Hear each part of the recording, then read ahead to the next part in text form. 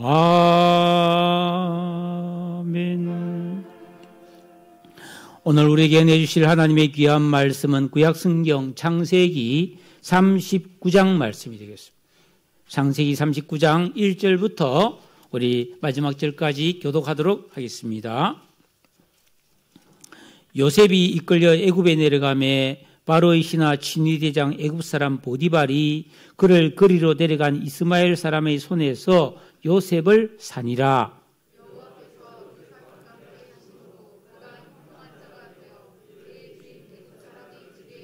그의 주인이 여호와께서 그와 함께 하심을 보며 또 여호와께서 그의 범사에 형통하게 하심을 보았더라.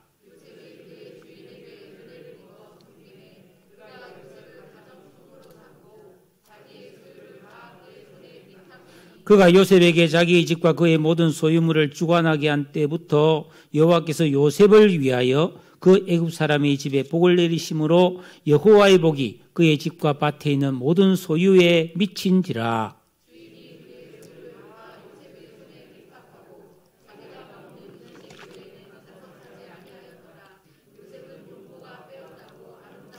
그 후에 그의 주인의 아내가 요셉에게 눈짓하다가 동침하기를 청하니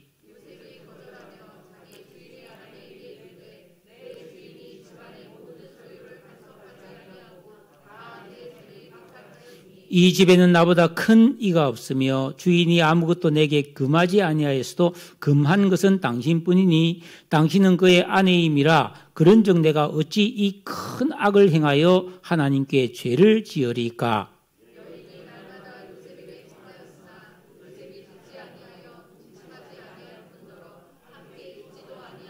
그러할 때 요셉이 그의 일을 하러 그 집에 들어갔더니 그 집 사람들은 하나도 거기에 없었더라.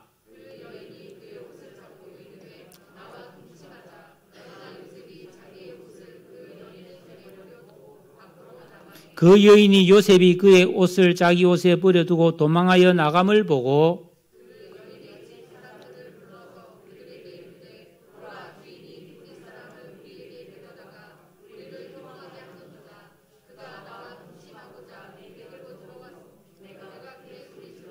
그가 나의 소리 질러 부름을 듣고 그의 옷을 내게 버려두고 도망하여 나갔느니라 하고 이 말로 그에게 말하여 이르되 당신이 우리에게 데려온 히브리 종이 나를 희롱하려고 내게로 들어왔으므로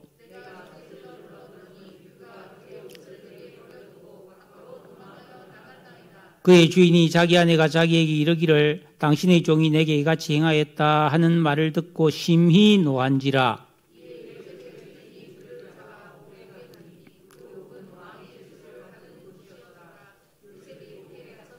여호와께서 요셉과 함께 하시고 그에게 인자를 더하사 간수장에게 은혜를 받게 하시매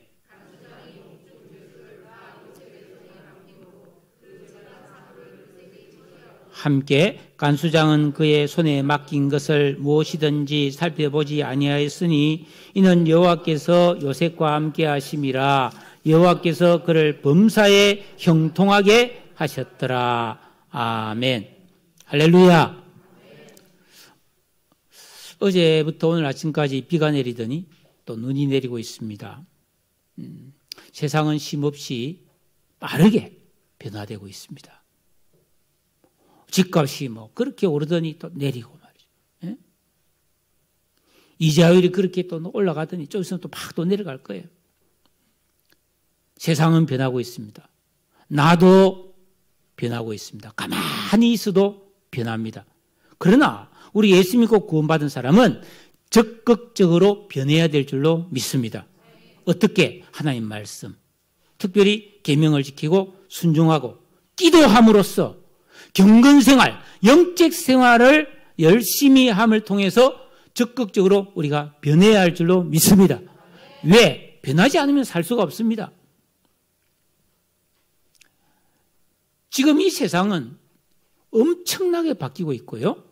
이 급격하게 변하는 세상을 예측하기 위해서 지금 빅데이터라는 것을 활용하고 있습니다. 빅데이터. 빅데이터는 상상할 수 없을 정도로 많은 정보를 수집하고 분석해서 그것을 다가올 미래의 사회를 정확하게 예측하는 그런 일을 빅데이터라고 하는데, 이거는 이미 뭐 10년 전에 세계 경제 포럼, 다보스 같은 그런 데서 미래의 10대 기술 중에 제일 중요한 기술이 이 기술이다 그랬어요. 우리나라에서 이제 빅데이터를 전문으로 하는 바이버 컴퍼니라는 회사의 그 송길영 부사장이 이런 빅데이터를 기반으로 해서, 그러니까 수많은 우리나라에서 일어나는 사회를 조사하고 연구하고 이래서 어마어마한 그 정보를 가지고 우리 2023년을 이렇게 전망했습니다. 세 가지로 전망했는데, 첫째는 삶의 변화가 굉장히 빨라질 것이다. 막 비가 왔다가 눈이 왔다가 막 발 물었다가 막 이러는 것처럼 이 세상이 엄청나게 빠르게 변할 거라고 생각하고 있습니다. 우스갯소리로 요즘 노인들은 내일 뭐가 달라질지가 궁금해서, 뭐가 또 새로운 게 나올까 궁금해서 못 죽겠다는 말이 있어요. 너무 빠르게 변하니까. 두 번째는 2024년에 저마다의 영역에서 고유성을 추구하는 노력이 계속될 것이다. 그러니까 각자가 다른 사람과 이제 같이 하는 나만의 어떤 삶을 살려고 한단 말이에요. 개성을 추구한다 이 말이죠. 더 많이. 그리고 세 번째는 서로 배려하며 살아가기를 원하는 욕망이 증가할 것이다. 자, 첫 번째와 두 번째는 이해가 되는데, 세상 사람들이 전부 다 서로를 더 많이 배려하고 살려는 욕망이 증가하게 될 거라는 겁니다. 여러분, 현 이 시대를 혐오와 불통의 시대라고 그러지 않습니까? 여성 혐오, 남성 혐오 뭐 이런 거 있잖아요. 그게 많았는데 왜 갑자기 사람이 이렇게 순해진다는 것일까요? 이 송 부사장은 그 이유를 이렇게 설명했습니다. 사람이 살아가는데 선하게 사는 것이 기능적으로 옳고 유리하다는 겁니다. 사실 이렇게 우리가 살아가는 데 있어서 뭐 직장 동료나 이웃 사람 볼 때 저 사람이 저 인간 저거 못됐다, 선하지 않다 이렇게 느껴지는 사람이 있으면 사람들은 그와 가까이 안 한다는 겁니다. 여러분 그렇잖아요? 저 사람이 나쁜 사람이다, 좋은 사람이 아니다 하면 누가 그 사람 가까이 가겠습니까? 그러면 그 사람은 찍혔잖아요. 그러면 그 사람은 그 좋은 기회를 줄 사람을 만날 확률이 적어진다는 겁니다. 사람들이 가까이 안 오니까. 반대로 다른 사람을 배려하고 다른 사람에게 정성을 쏟고 다른 사람을 잘 대해주면 그만큼 내가 잘 될 확률이 높아진다는 겁니다. 왜? 사람이 많이 모이다 보면 그 중에는 나에게 기회를 주고 나를 도와줄 사람이 생길 수 있단 말이에요. 그러니까 착하게 살아라는 말이 따분하게 느껴지더라도 사람들은 이제 착하게 살아야 내가 잘 될 기회가 많아지고 성공하기에 유리하다고 생각하는 착한 것이 더 합리적이고 유리하다는 것을 깨닫게 되었다는 거예요. 그러면서 이 송 부사장은 이렇게 말했습니다. 지금까지 내가 살아온 이력, 삶의 흔적, 그런 것이 밝혀지는 시대가 됐다는 겁니다. 예? 여러분 생각해 보세요. 과거의 학창 시절에 내가 뭐 학생을 괴롭혔다, 친구를 괴롭혔다, 예? 아니면 내가 옛날에 어떤 사람에게 좋은 일을 해줬다, 이게 이제 다 드러나는 거예요. 예? 지금 뭐 넷플릭스에서 세계적으로 또 인기를 끄는 드라마 뭐 더 글로리라는 뭐 작품이 있는데 그거 뭐 보진 않았지만은 내용은 계속 보도가 되니까 학창 시절에 뭐 그런 학교 폭력을 당했던 주인공이 악착같이 이를 악물고 복수를 꿈꿔서 복수하는 뭐 그런 내용이라더라고. 전 세계적으로 인기를 끌고 있습니다. 실제로 여러분 우리나라에서도 유명한 스포츠 선수가 학교 폭력에서 패가망신했어요. 연예인이나 대학 교수나 시인, 정치가 이런 사람들이 뭐 과거의 성추행이나 이런 뭐 불법한 행위가 밝혀져서 퇴출되는 경우가 흔히 발생하고 있습니다.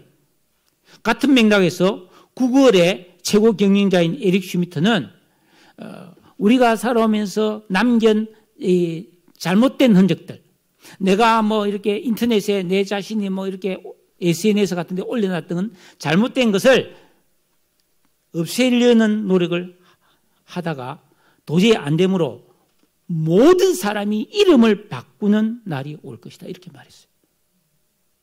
잘못 살았기 때문에 자기가 그대로 살 수는 없으니까 이름을 바꾼 사람이 그렇게 많아질 거라는 전망을 하고 있습니다.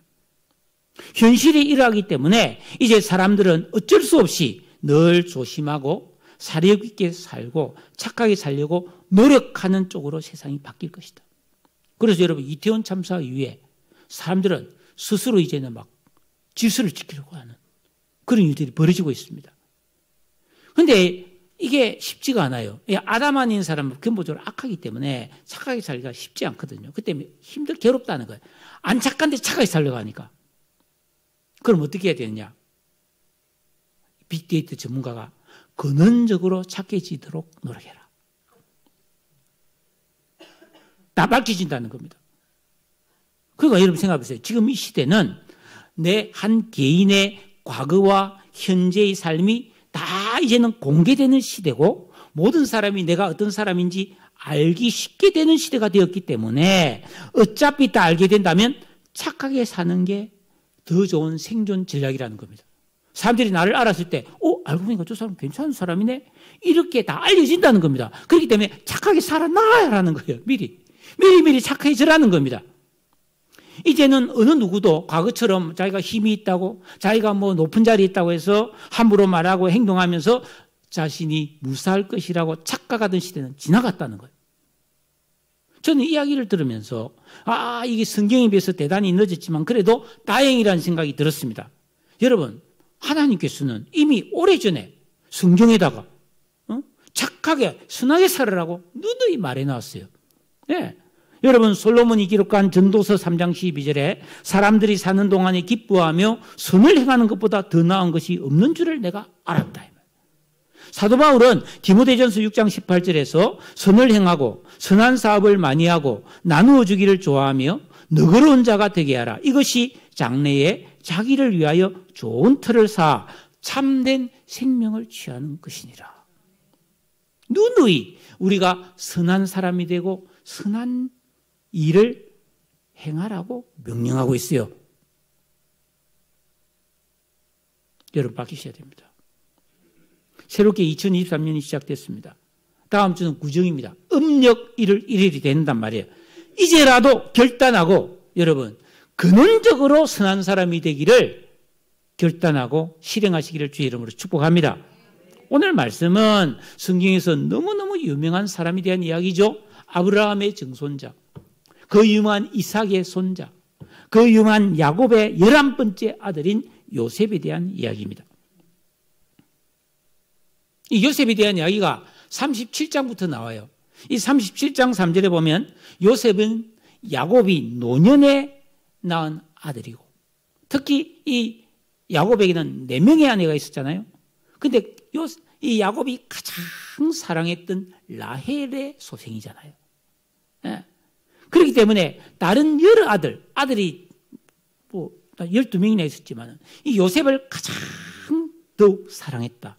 그래서 이 요셉은 어릴 때부터 아버지의 사랑을 독차지하면서 명품 옷을 입었어요. 어릴 때부터. 다른 형제들은 그냥 평범한 옷을 입었는데 요셉은 이 채색옷, 물감을 들인 아주 고운 옷을 입고 살았고 구전이를 면제해 주세요. 형들이 전부 들에 나서 양을 치고 막 노가다 하고 그러는데 요셉은 집안에서 아빠랑 같이 맛있는 거 먹고 지냈어요. 그뿐 아니라 하나님께서는 요셉을 특히 사랑했어요. 하나님께서. 그래서 미래에 이루어질 일을 가슴 벅찬 꿈을 통해 요셉에게 보여줬습니다. 뭐 하늘의 해와 달이 별들이 막 요셉에게 절하고 말이죠. 예? 막 농사를 지어서 볕단을 막 이렇게 베어가지고 묶어놓으면 요셉이 벤 볕단은 벌떡 일어서고 다른 형들과 모든 아버지가 만든 볕단은 요셉에게 절하는 뭐 그런 꿈을 꾸는 거예요. 막. 그러니까 요셉은 멋진 꿈을 가진 부잣집 아들로서 유복하게 아무 어려움이 없이 행복하게 살고 있었습니다.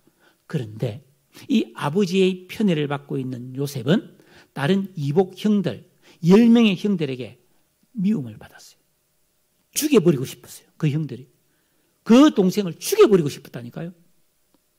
그래서 어느 날 아버지가 요셉 보고 저 멀리 양을 치러 간 형제들에게 한번 찾아가서 상황을 한번 살펴보고 오너라 하고 요셉이 예 하고 형들 찾아가는데 형들이 저 잘됐다 저 죽여버리죠. 그래서 요셉을 죽이려고 땅에 판 구덩이에 막 빨아들였는데 나중에 이제 회의를 해가지고 죽이기보다는 그냥 돈 받고 노예로 팔아버렸어요. 동생을. 그리고 아버지한테 가서는 죽었다고 말했어요. 양의 피를 묻혀가서 옷을 벗겨가서 피를 묻혀가서 아버지 이 옷을 발견했습니다. 아버지는 아이고 내 아들이 죽었다. 얼마나 아버지가 슬피 울은지 몰라요. 어쨌든 이 요셉은 그렇게 형들에게 팔려서 외국인 노동자가 아니고 노예가 되어서 애굽으로 팔려왔어요. 그리고 그 애굽에서는 그 당시 애굽에서 꽤 권력계나 있던 바로 왕의 신하 친위대장 보디발 장군의 집에 가정 노예로 팔려서 비참한 종살이를 시작하게 됩니다. 그런데 얼마 못 가서 이 요셉은 그 친위대장의 집에서 주인에게 은혜를 입어가지고 아주 가정 총무로서 실력을 인정받게 됩니다. 그 집 주인이 이 요셉을 모든 종들 중에 제일 높은 사람으로 만들어주고 자기 집의 모든 소유를 다 요셉에게 맡기고 네 알아서 해라 할 정도로 요셉은 인정을 받게 됩니다. 그 이유는 3절에 나와 있어요.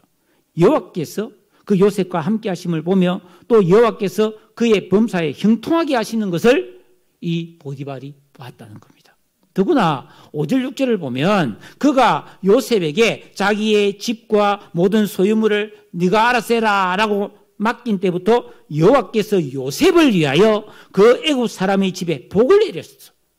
그래서 여호와의 복이 그 보디발 장군의 집과 밭에 있는 모든 소유물에 미쳐서 다 잘 되는 거예요. 그러니까 주인이 이야 저 복덩이다 복덩이 네가 우리 집에 오더니 우리 집에 모든 게 잘 되네. 그래서 주인이 그의 소유를 다 요셉에게 위탁하고 자기가 먹는 음식 외에는 간섭을 안 했어요. 그냥 다 맡겨버린 거예요. 근데 여기까지는 좋았어요. 이 문제는 이 주인의 음탕한 아주 못돼 빠진 이 아내가 자꾸 요셉을 유혹하는 거예요. 눈짓을 했다 그래. 처음에는 눈짓을 하고 윙크를 하고 막 나중에는 막 들어온나 나랑 같이 막 동침하자 막 노골적으로 요셉은 막 도망 다니고 계속 안 보고 막 피해 다니는데 어이구 어느 날 막 아무도 없는데 막 덤비 드는 바람에 요셉이 막 도망가다가 막 옷을 그냥 막 벗어놓고 도망가 버렸어요. 옷을 잡아당기니까 뭐 겉옷을 벗어놓고 도망갔어요. 결국 누명을 쓰잖아요. 이 여자 못됐습니다. 자기가 그래놓고 요셉이 막 자기한테 들어와서 막 덤비드는 바람에 자기가 소리 지르더니 요셉이 옷을 벗고 도망갔다면서 이게 증거다면서 그리고 요셉 옥에 갇혀버립니다. 얼마나 억울합니까? 얼마나 기분 나쁜 일입니까? 얼마나 불행한 일입니까? 근데 오늘 본문을 보면 제가 오늘 이 본문을 정말 재미나게 읽었어요. 여러분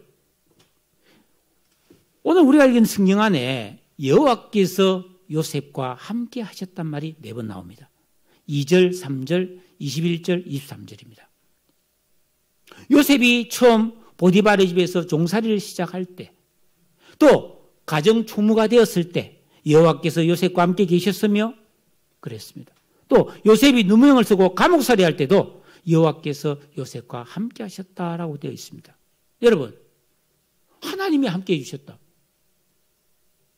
예를 들어서 이 앞에 우리 김현도 지사님이 있는데 우리 김현도 지사님이 나와 함께 해주시면 어떻게 되겠어요? 항상 내 옆에서 나를 도와주고 나와 함께 있어주면 저도 얼마나 도움이 되겠어요? 안 그랬습니까? 누군가가 내 옆에서 항상 나를 도와주면 얼마나 편하고 좋겠습니까? 그래서 뭐 사장님이나 높은 지위에 있는 사람을 비서를 데리고 있잖아요. 비서를. 예? 다 도와준단 말이에요.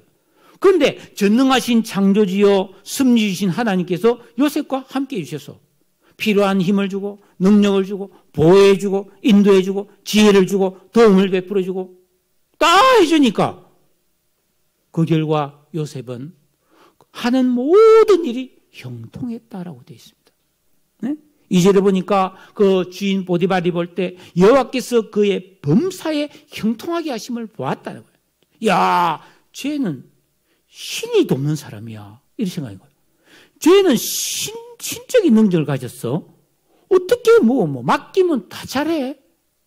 쟤는 못한 일이 없네. 이렇게 생각할 정도였다는 겁니다. 23절에 보니까 감옥에서 들어갔을 때도 그 간수장의 신임을 받았어요. 왜? 여호와께서 그를 범사에 형통하게 하셨다라고 말합니다. 자, 그런데 여기서 참 문제가 생깁니다. 하나님께서 요셉과 함께 해주심으로 요셉이 범사에 모든 일이 형통하다 했는데, 그래서 요셉의 삶에 뭐가 달라졌어요? 신분이 달라졌나요? 형편이 활짝 피었나요? 전혀 아닙니다. 요셉은 여전히 보디발의 집에서 노예였습니다. 그 주인의 아내가 요셉을 가리켜서 17절에 보니까 당신이 우리에게 들은 히브리 종! 그죠? 굉장히 비하하는 말입니다.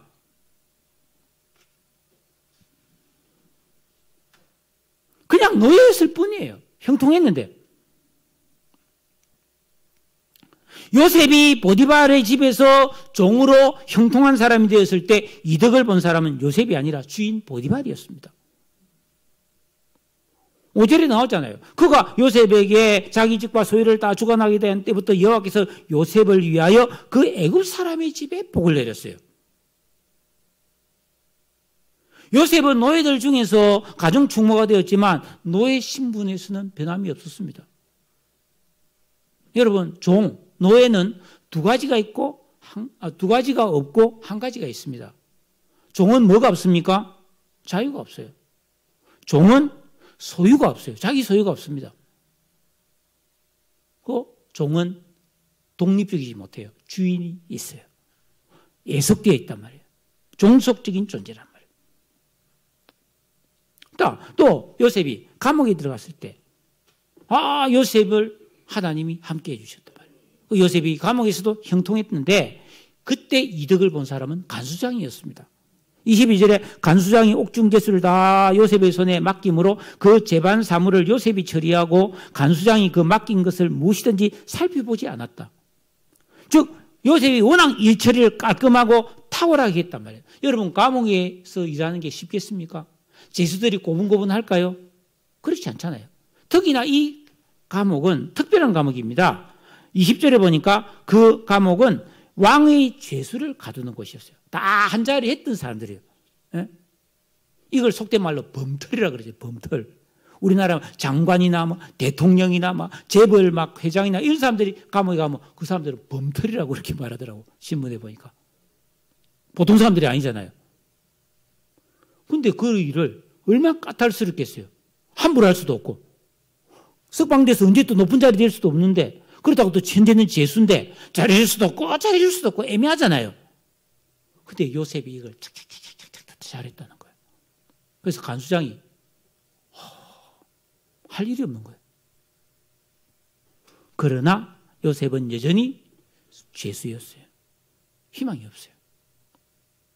따라서 요셉의 형편과 처지를 보면 요셉의 인생은 우리가 생각할 때 형통한 인생이 아니라 완전히 꼬일 대로 꼬여버린 고달프고 비참한 인생이었다고 표현하는 것이 더 정확합니다.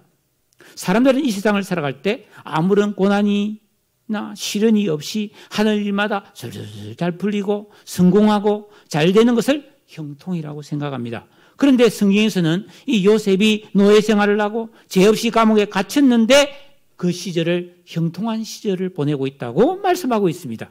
어찌된 일일까요? 여러분, 요셉은 부잣집 아들에서 억울하게 노예로 팔려왔고 누명 쓰고 감옥에 갇혔고 고생해서 다른 사람 좋은 일만 시켜주었을 뿐 계속 나쁜 일이 연거푸 일어났는데 왜 성경은 요셉을 형통한 사람이라고 하는 걸까요?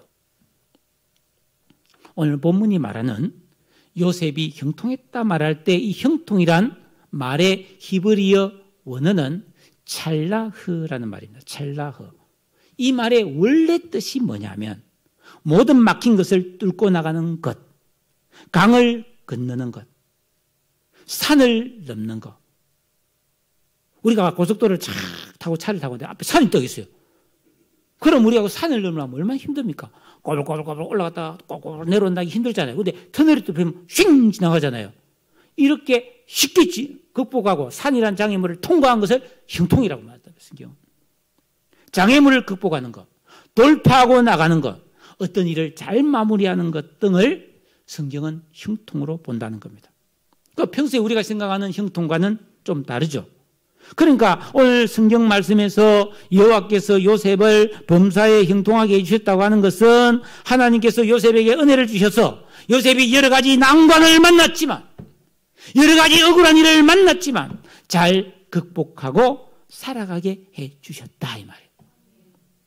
고비를 넘어가게 해주셨다 이 말이에요. 그렇습니다. 요셉은 형들의 미움을 받아서 광야에서 구덩이에 빠져서 죽을 뻔했지만 살아나왔습니다. 노예로 팔렸지만은 보디발 장군에게 은혜를 받아서 실력을 인정받았어요. 아무리 잘해도 실력 인정 안 해주면 그만이에요. 누명을 쓰고 죄인이 되었지만 죽지 않고 감옥에 갇혔어요. 그 두려운 감옥 속에서도 간수장에게 은혜를 받았고 결국은 왕궁에 불려가 애굽의 총리가 되지 않습니까? 사람들이 볼 때 요셉의 인생은 기구하고 박복한 사람처럼 보였습니다. 하지만 하나님께서 보실 때 요셉은 형통한 길을 가고 있었다는 겁니다. 구덩이 속에서 애굽의 왕의 친위대장 보디발의 집 노예로, 노예에서 왕의 제수를 가두는 감옥으로, 그리고 왕궁으로 요셉은 자신은 깨닫지 못했지만 하나님의 그 계획 속에서 점점 왕에게 가까이 가는 과정을 밟고 있었다는 겁니다. 또 하나님의 깊은 은혜 속으로 들어가고 있었다는 겁니다. 그래서 이런 요셉의 삶을 시편 105편 17절은 이렇게 말씀하고 있어요. 그가 한 사람을 앞서 보내셨음이요 요셉이 종으로 팔렸도다. 그 발은 착고를 차고 그의 몸은 쇠사슬에 매였으니 곧 여호와의 말씀이 응할 때까지라. 그의 말씀이 그를 단련하셨도다. 하나님께서 요셉을 사람 되게 만들고 있는 거예요. 실력자로 단련시키고 있는 거예요. 야고보서 1장 4절에 온전하고 구비하여 조금도 부족함이 없도록, 그러므로 너희가 여러 가지 시련을 만나거든 기쁘게 여기라. 이는 너희로 온전하고 구비하여 조금도 부족함이 없게 함이라 하신 말씀대로 하나님은 요셉을 단련하고 다듬고 계셨다는 말씀이에요. 그러니까 성경이 말씀하는 형통이라는 것은 막힘이 없고 장애물이 없고 하는 일마다 내만 계획대로 잘 되고 계속 파란 신호등이 툭툭툭 켜지는 게 아니라는 겁니다. 고난과 고통, 어려움이 없는 것이 아니라 오히려 그런 문제들이 많이 일어날 쯤에도 불구하고 다 하나씩 장애물을 극복하고 나아가는 것을 말한다는 거예요. 여러분, 우리가 살아갈 때 내 인생의 앞에 자꾸 장애물이 생기고 일이 자꾸 꼬이고 돌발 상황이 발생해서 내가 너무너무 힘들고 너무너무 슬플지라도 우리는 좌절하거나 망하지 않고 그것을 잘 헤치고 나가면 그게 형통한 삶인 줄로 믿으시기를 바랍니다. 생각해 보세요. 이스라엘 백성들이 애굽에서 종살이 하다가 해방이 되었을 때 그들은 광야로 나갔습니다. 이게 뭐야? 애굽에 있을 때가 좋았지. 우리 뭐 지금 광야에 나왔는데 우리 다 죽었다. 물도 없고 양식도 없고 낮에는 덥고 밤에는 춥고 위험하고 이스라엘 백성들은 불안을 느끼면서 다 죽었다. 이제 우리 망했다. 인생 종쳤다. 그렇게 생각했습니다. 그런데 사실은 그게 아니었어요. 하나님은 그들을 적과 꿀이 흐르는 가나안 땅을 향하여 가도록 인도하고 있었어요. 하나님께서 그들에게 만나를 내려주셨어요. 바위에서 생수가 나와서 목말라 죽지 않게 해주셨어요. 낮에는 구름 기둥, 밤에는 불 기둥을 주셔서 난방과 냉방을 다 해주셨어요. 그들은 하루 종일 걸었고 1년, 2년, 3년, 10년, 20년, 30년, 40년을 걸었는데 발이 부르터지지 않게 하셨고 옷과 신발이 달아 없어지지 않게 하셨고 아무도 그들을 건드리지 못하도록 보호하시고 인도해 주셨습니다. 그들은 광야의 길을 가는 것이 아니라 소망이 있는 미래를 향하여 형통한 삶을 살고 있었던 행복한 기간이었던 줄로 믿습니다.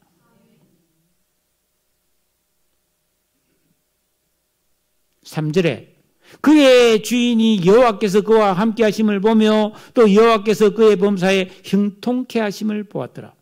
이 주인 보디발이 요셉을 보니까 이 요셉은 아무리 복잡하고 아무리 골치 아픈 일을 맡겨도 결국은 잘 해내더라는 겁니다.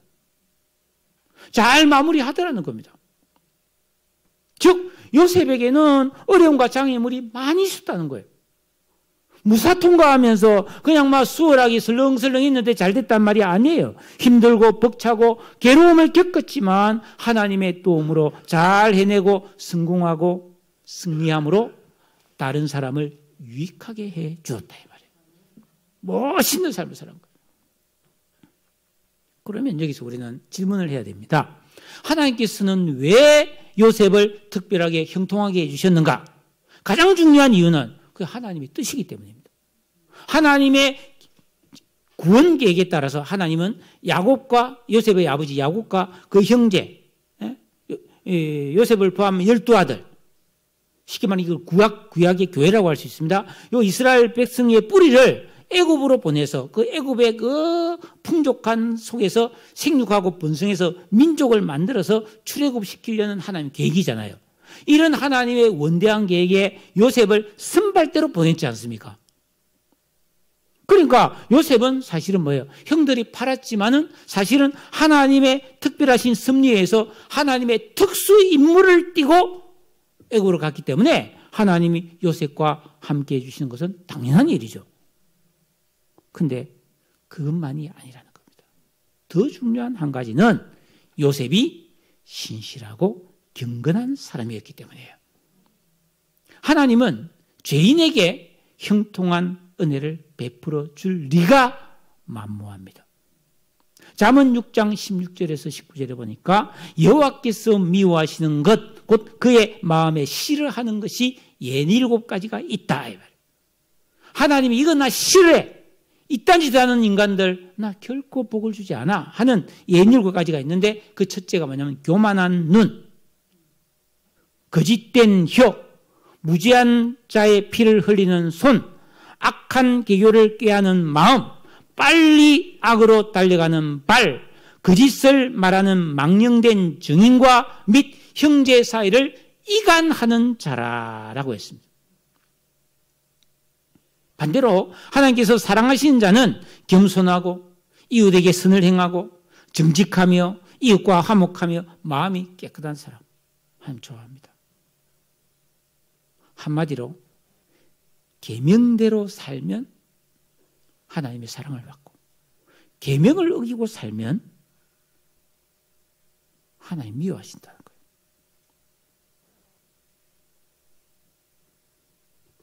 한마디로 예수 믿고 구원받은 우리 성도가 하나님이 이렇게 살아라고 주신 성경 말씀 66권, 이 말씀을 요약하면 십계명인데 이 십계명을 지키고 순종해서 아담 안에 있는 내 안에 있는 악한 생각과 인격과 감성과 지각을 뽑아내고 예수 그리스도 안에 있는 새 사람의 의식과 지각을 만들어서 하나님을 신뢰하여 그 하나님을 사랑하고 이웃을 사랑하는 사람, 하나님은 기뻐하신다는 거예요. 그런 사람에게 형통한 은혜를 주신다는 겁니다. 그러니까 구약시대의 하나님의 백성, 신약시대에 예수 믿고 구원받은 성도는 이런 신앙의 초보를 알므로써 이 길을 가야 되는 거예요. 여러분, 모든 일에는 기초가 있습니다. 초보가 있죠. 예? 수영을 해도 자유형을, 저는 과거에 바닷가에 살았기 때문에 그냥 어릴 때부터 계엄을 쳤어요. 계엄. 그냥 어릴 때 그냥 어떻게 하다 보니까 퐁당퐁당 하는 계엄을 쳤단 말이죠. 언젠가 수영장을 가게 돼서 처음으로. 수영장에서 계엄을 치니까 이게 너무 부끄러운 거예요. 근데 할머니들도 참 멋있게 자유형을 쳐. 그래, 안 되겠다. 수영을 배워야 되겠다. 내가 14세 기도원에 있을 때 그 동네 처음으로 수영장이 생겼어요. 국민들을 위해서 거의 무료로 해주더라고. 근데 거기 가서 한번 수영을 배웠는데 처음에 기초가 뭐예요? 그 배웠단 말이에요. 기초. 그러니까 쫙 가는 거예요. 계엄보다 훨씬 빨리 가는 거예요. 피아노도 이게 운지법이 있잖아요. 모든 게 탁구도 착 있잖아요. 모든 게 기초가 있단 말이에요. 기초를 안 배우고 그냥 지멋대로 하면은 어느 정도까지는 할 수 있는데 절대로 그 이상은 안 올라가죠. 신앙에도 기본기가 있는 기본기. 이게 히브리서 5장 13절에 하나님 말씀이 초보입니다. 예수 믿고 구원받은 사람이 예수 믿고 구원받은 다음에는 우리가 하나님이 기뻐하는 사람이 되기 위하여 성경 66권의 말씀, 여기 가면 10계명을, 예수님이 말씀하신 세 계명을, 하나님을 사랑하고 이웃을 내 몸과 같이 사랑하라 하신 이 말씀을 지키고 순종하는 것이 이게 진정한 믿음의 길이고 이것이 진짜 나를 유익하게 하는 길이구나 하는 것을 알고 깨닫고 나 이렇게 살아야지 하면 그게 기본기가 된 거예요. 그게 신앙의 기본기라는 거예요. 그래서 순종과 기도의 반복 되풀이를 시작한 거란 말이죠. 그러니까 성도는 이 길을 가고 있든지 그 길에서 우리가 새 사람의 의식이 만들어져서 깨어있는 믿음의 정상에 서는 사람이 되어야 할 줄로 믿습니다. 그래야 형통케 하시는 하나님의 은혜를 입고 살 수가 있는 거예요. 요셉은 놀랍게도 계명이 없던 시절의 사람입니다. 요셉이 죽고 나서 그 뒤로도 한 400~500년 지나서 출애굽해서 하나님이 계명을 줬잖아요. 그러니까 요셉은 계명이 없던 시절 사람이란 말이에요. 그런데도 요셉은 계명을 알고 있는 것처럼 음란하지 않았고 도둑질하지 않았고 경건했단 말이에요. 이 경건이란 것은 여러분에게 여러 번 설명을 했는데 경건은 이런 거예요. 여기에 다이아몬드가 한 트럭 이게 수북이 사이에 있는데 전부 다 모조품이야. 가짜야. 근데 딱 한 알이 진짜야. 그런데 이 엄청난 무더기 속에서 그 진짜 하나를 다 골라낼 줄 아는 실력이 경건입니다. 다시 말하면 우리가 인생을 살아가는데 수많은 선택지 중에서 딱 하나, 하나님의 정확하신 뜻을 분별하고 그 뜻을 살아내는 믿음의 실력이 경건인 줄로 믿습니다.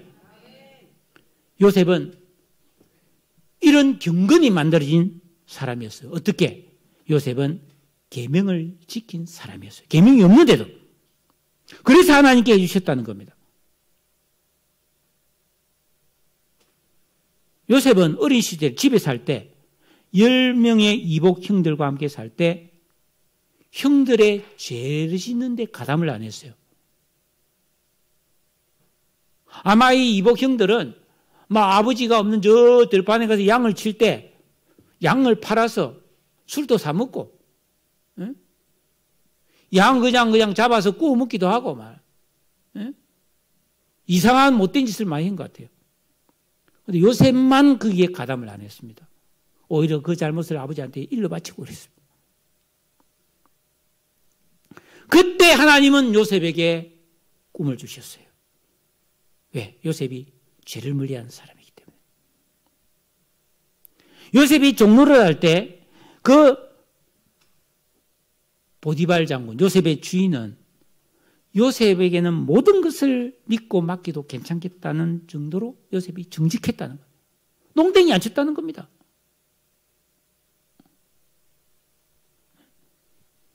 특히 주인의 아내가 유혹을 했을 때 구절에 보니까 당신은 그의 아내입니다. 그런즉 내가 어찌 이 큰 악을 행하여 하나님께 죄를 지으리까?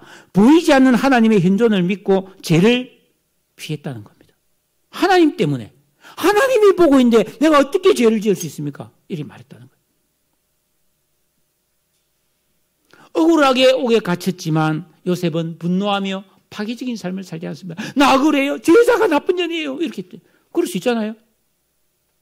그랬으면 요셉은 죽었어요.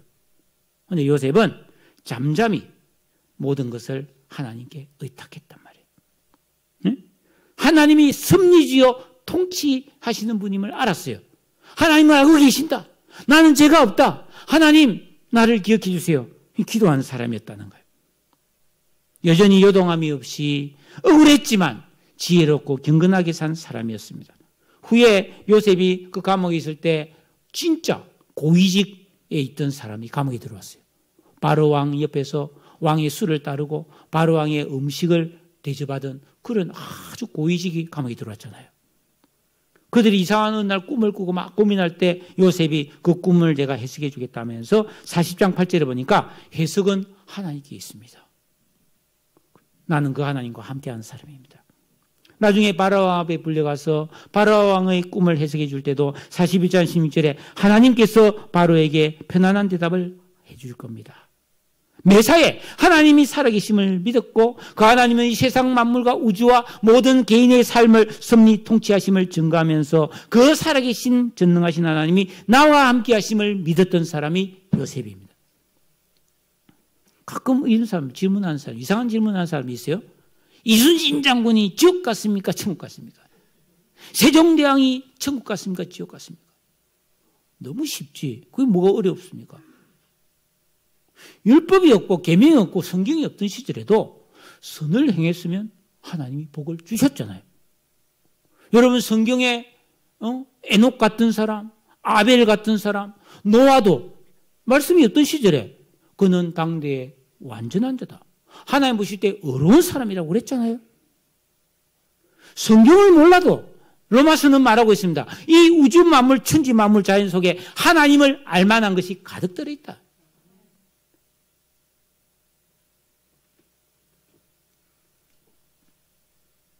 요셉은 계명이 없고 성경이 없던 시절에 계명대로 살았던 영적인 사람이었고 경건한 사람이었다는 것입니다. 사랑하는 성도 여러분, 예수 믿고 구원받은 성도인 우리가 살아가는 이 세상은 죄와 불법이 너무나 성행하고 있고요. 공중것에 잡은 자에게 미혹된 그릇된 풍조와 유행이 판을 치는 곳입니다. 얼마나 거짓과 사기가 많습니까? 예? 우리 믿음의 길에도 가라지, 마태복음 13장의 가라지 비유에 나오는 가라지, 악한 자의 아들들이 섞여서 살아가고 있습니다. 그러므로 이 세상에서의 만사 형통은 없습니다. 있을 수가 없습니다. 아무 일 없이 그냥 편하게 사는 사람은 존재할 수가 없단 말이에요. 문제가 생기고 어려움이 오고 억울한 일이 생기고 유혹이 오고 슬프고 고통스러운 일들이 생겨난다. 그러나 나의 왕, 나의 주님께서는 언제나 나와 함께하고 계심을 믿습니다. 마태복음 28장 20절에 볼지어다 내가 세상 끝날까지 너희와 항상 함께 있으리라. 내가 이런 하나님을, 예수님을 내 인생의 진정한 주인과 왕으로 모시고 계명을 지키고 순종하며 기도하는 경건한 삶을 살면 하나님께서는 나의 삶을 범사에 형통하도록 은혜를 베풀어 주실 줄로 믿습니다. 어떤 어려움이 와도, 어떤 시련이 와도, 어떤 두려운 일이 와도 능력과 도우심을 주실 줄로 믿습니다. 그러므로 우리 예수 믿고 구원받은 성도는 단지 교회만 들락거리는 것이 아니라 진실로 계명을 지키고 경건한 삶을 산다면 아무것도 두려워하지 말고 염려하지 말고 담대하게 살아갈 수 있는 줄로 믿으시기를 축복합니다. 한 손에는 계명을, 한 손에는 주기도문을 붙들고 순종과 기도에 힘쓰는 이 반복되풀이의 삶을 살아내는 것이 최선이고 이것이 내가 근원적으로 선하게 되어지는 삶이고 선한 삶을 사는 비결이 되므로 두려움 없이 살 수가 있는 거예요. 이게 지금 빅데이터로 우리에게 제시한 사회적인 명령이기도 하지만 이미 성경에 나온 말씀이란 말이에요. 돌이켜보면 저의 개인사도 얼마나 수많은 난관과 위기와 어려움이 있었는지 몰라요. 막막할 때가 있었습니다. 막막할 때가. 여러분도 그랬잖아요. 교회적으로도 이제 우리가 올해가 26주년이 되는데 교회 역사에도 수많은 어려움과 난관이 있었어요. 그러나 생각해 보니까 아이고 형통하게 살아왔네. 극복하고 왔으니까. 지금 이렇게 와 있으니까. 지금까지 지내온 것 뭐라고요? 주의 크신 은혜라. 따라합시다. 나는 하나님의 크신 은혜로 형통하게 살아왔구나. 할렐루야. 앞으로도 형통할 줄로 믿습니다. 지난 2년간 코로나 유행으로 얼마나 어려웠겠습니까? 예?